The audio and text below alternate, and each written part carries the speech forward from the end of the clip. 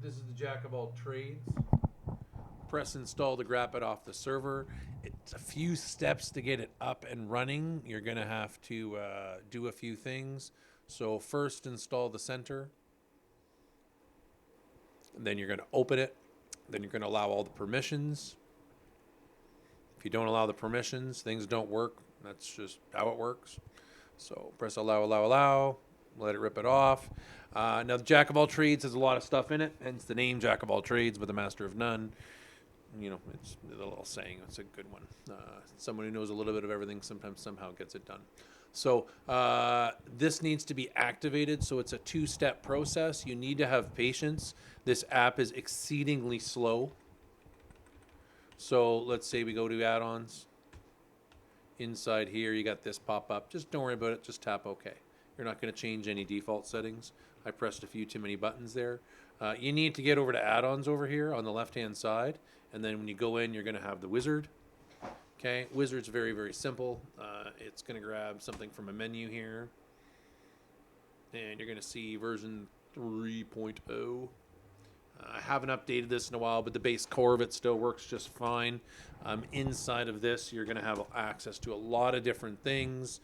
If I'm pointing you in this direction, it's probably because I'm telling you inside of it there is some good stuff. It is slow. It is based on Kodi.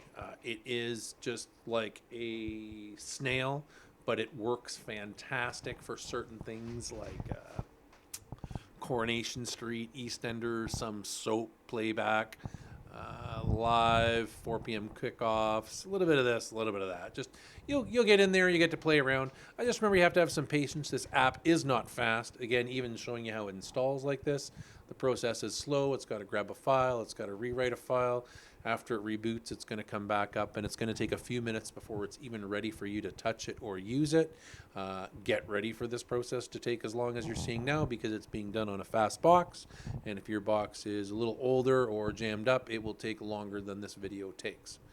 I'm on a fast connection, but the file is pretty good, about a little over a fifth of a gig. Once it downloads the files, it's going to extract the files. If at any point you tap a single button on your remote, you're hitting cancel. So it should already be out of your hands at this point.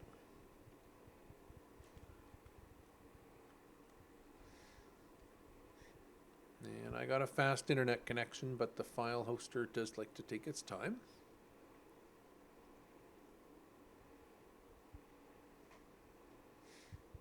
And again,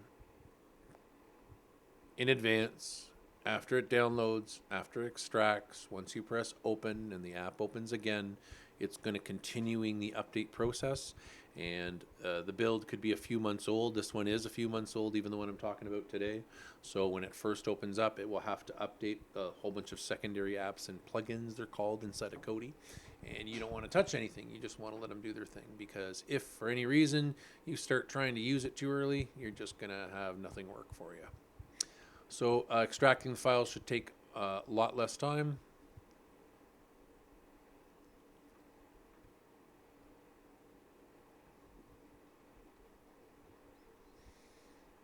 Give it a few seconds. After that, it's going to ask you to force stop, which of course you will do. And then you'll have a new icon on your front screen. So once it says done, press OK to close it.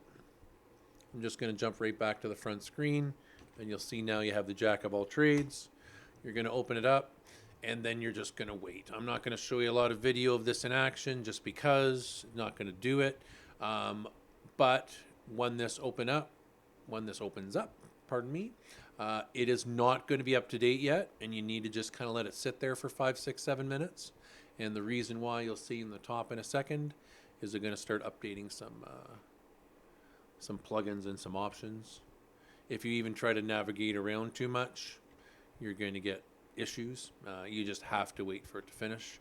At the first beginning here, it has to build skin shortcuts, kind of set up the little build for you, and then at the same time make sure everything is good to go.